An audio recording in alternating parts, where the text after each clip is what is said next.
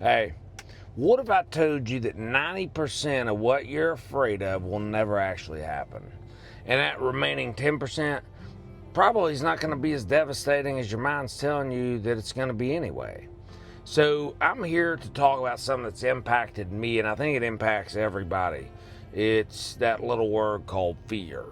But more importantly, what I want to help people understand is the difference between fear and actual danger, and how when you recognize that difference, it can literally change your life. So, starting with the basics, danger is real, it's immediate, it's that car running a red light when you're crossing the street, right? Danger requires action, it's that fight, flight, freeze, and it's happening right now.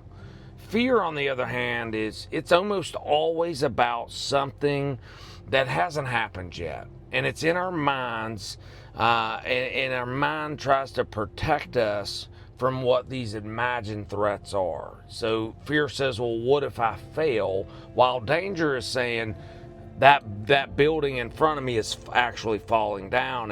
And here's what's crazy and fascinating: our brains, they can't tell the difference between a real threat and an imagined one. So when you're lying in bed at 2 a.m. worrying about the presentation that you got to do next week, your body responds as if that threat is happening right then. Your heart race, it picks up, your palms sweat, your breathing becomes shallow. You're having a real physical response to something that only exists in your thoughts.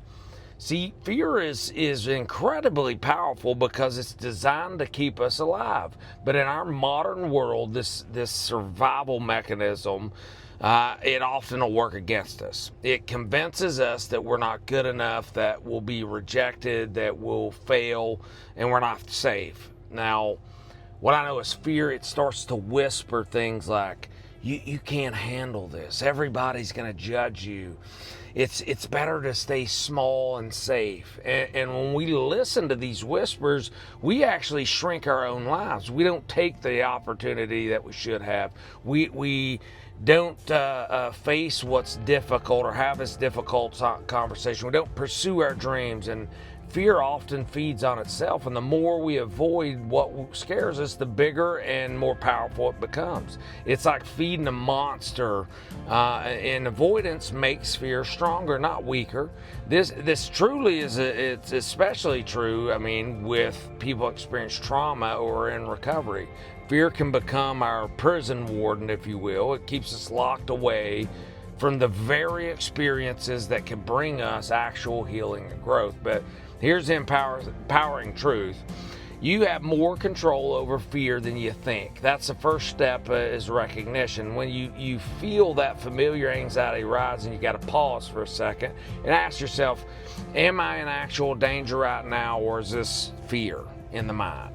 Next, practice what's called a reality check. Write down your fear, then write down the actual evidence for and against it happening.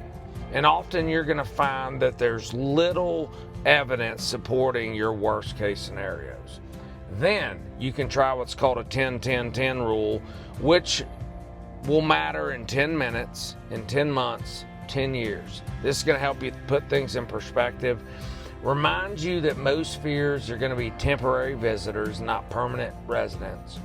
And then next, you got to reframe relationships with discomfort. Instead of saying, I can't handle this, try to say, this is going to be uncomfortable and I can learn from it and I'm going to grow from it. I think growth does start on the other side of discomfort.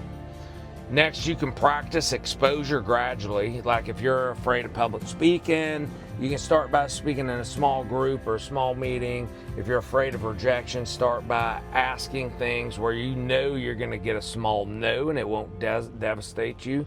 You can build that courage up like a muscle. You can do it with consistency and progressive practice.